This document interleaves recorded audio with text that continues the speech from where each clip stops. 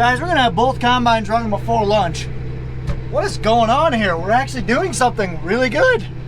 Well guys, you gotta do what you gotta do, I guess, during harvest.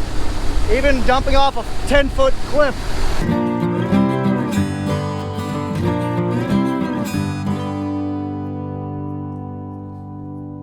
Well guys, good morning, good afternoon, and good evening to all. Welcome to Hartung Family Farms.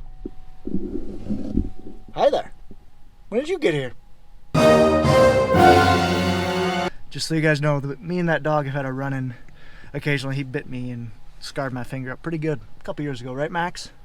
Ever since then, he hasn't really liked me, but he seems to be doing okay. It looks like he's in trouble. You're not in trouble, buddy. Anyway, good morning, good afternoon, and good evening to all. Welcome to Hartung Family Farms. Today, I am going to get the fuel truck ready. For those of you guys who don't know, we don't have a fuel trailer. We have a tank in the back of this truck, so I call it the fuel truck. So I'm gonna make sure to see if there's any gas in the gas tank. If not, I'm gonna run this thing uptown, get gas in it, try not to hit the water tender. Sorry, let me take that back. The old water tender for my sprayer truck. Old, key emphasis. There's Budley and Grandma and Max. So we'll fill this thing up with the fuel, and then we'll fill this thing up with gas, and then fill it up with fuel. We got a nice freeze last night. There's how much we got done, basically up to this little guess row, these 4 row check. Then there was a couple rows there, and then about 48 rows by that 4 row check. So I guess we got 40 acres done yesterday. Not too bad for an afternoon. So we're gonna head uptown right now and go get some fuel. Right, Max? Oh, good boy. Who's a good boy? Look at how cute he is. Aw. There it is, a brand new John Deere. I believe it's like a 9470R. Well, that took a year because I think the breather's broken on this fuel tank on this truck. So I had to keep clicking it. Right, Max? Good boy. All right, so Cletus is filling the combine up with fuel right now. Like I said, we only have a 100-gallon jump tank, so we need to get a fuel trailer at some point, but we don't have one right now. While he's watching the fuel, I am gonna go ahead and clean out this quad truck. It's got remnants of feed that we go and get every week, so I'm gonna clean that out so that we can use that for hauling grain.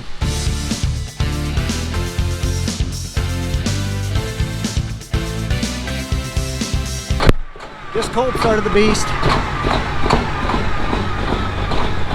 Oh yeah. Out checking tires on this beast, so we're gonna move this thing to the next field. This tire feels a little low. I think it'll last for the first load, and I'll check it when I'm done.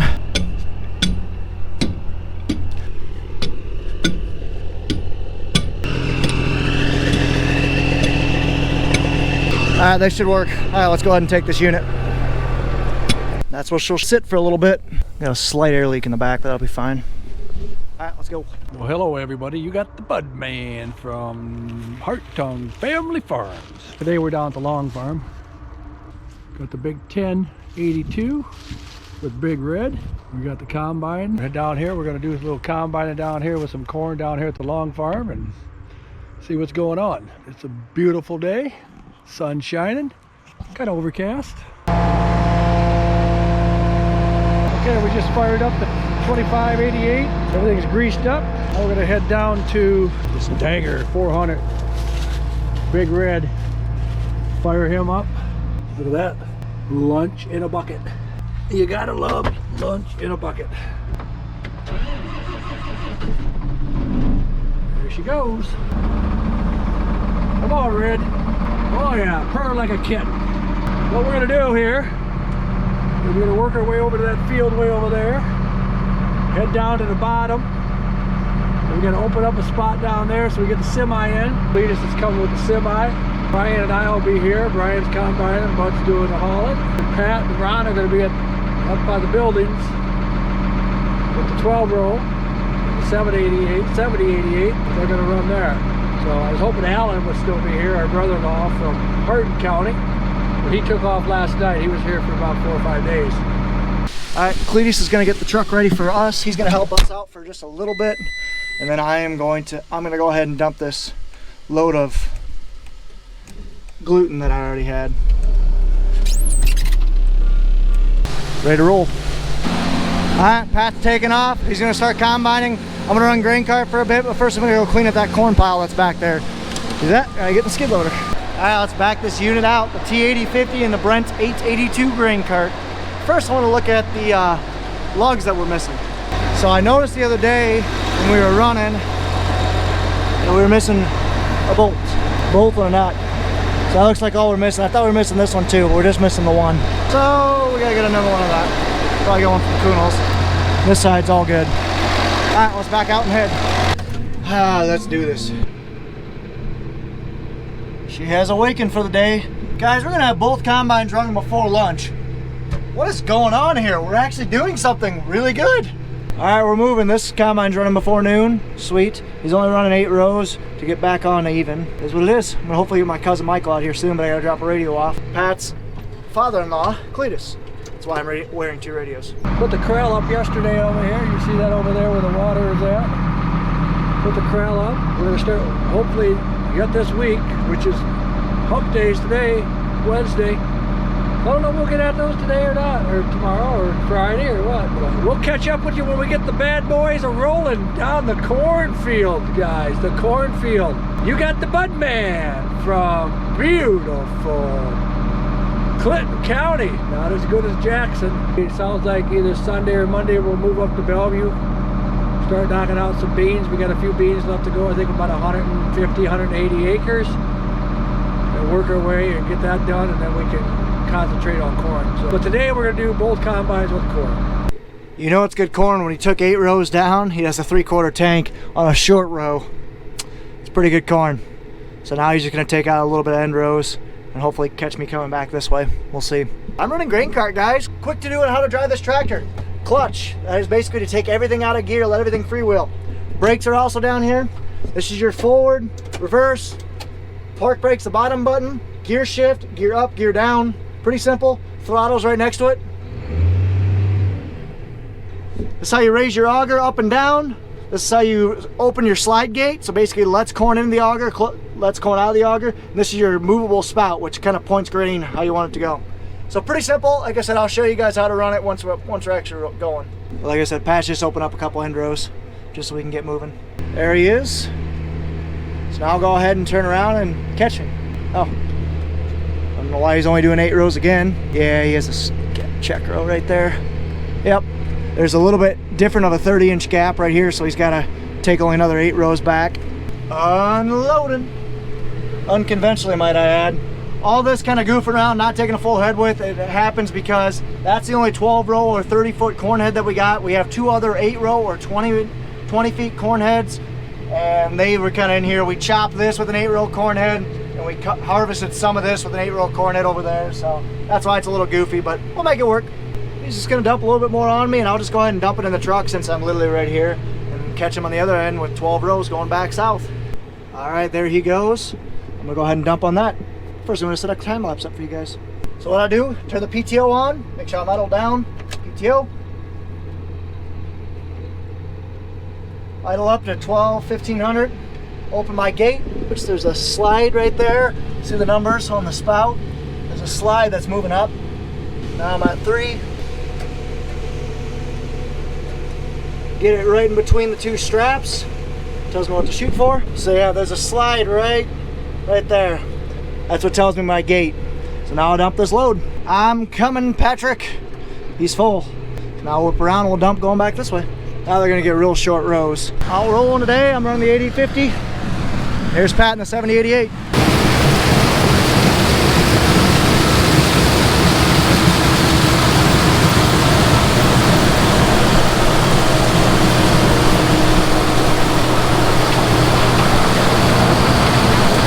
You guys notice I always turn when the combine passes me because 2 years ago, the video I'll link right here, I was following the combine about 100 feet behind, got hit in the head with a piece of cob. Those things ricochet out of there, but go check out that video. It's about 7 or 8 minutes in, if I remember right. Yeah, go check it out. It's pretty cool. Time to go catch him. Almost done with this little short stuff. A dumping. That 7088 just chooches black smoke. It's awesome. Getting her done. This will give me almost full. I think Pat's just got one more pass. Dumping fast on this one. Gate wide open. PTO around about 800.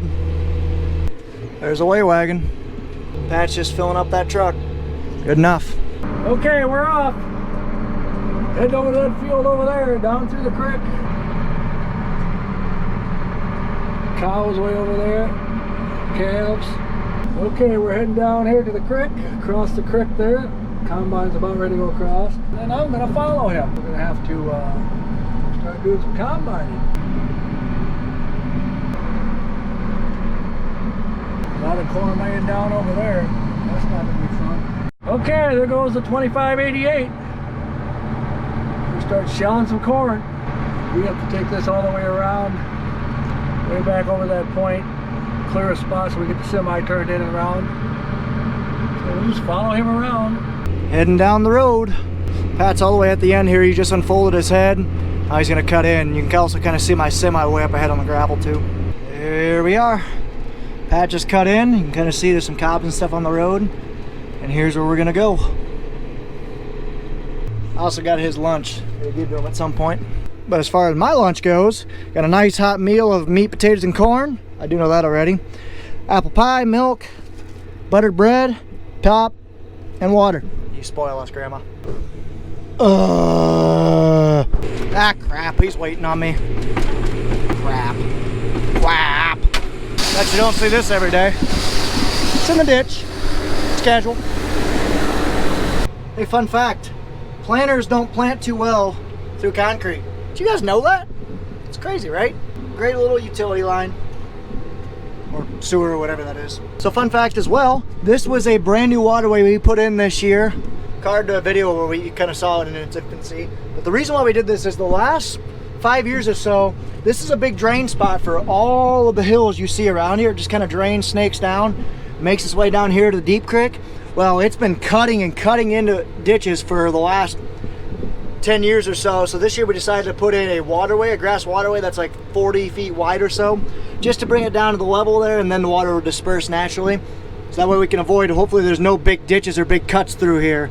But this next year I gotta make a boundary so we don't plant through this, so that way all this seed right through here won't amount to anything. It was wasted seed that we put in. Either way, it looks like the waterway did its job, which is great.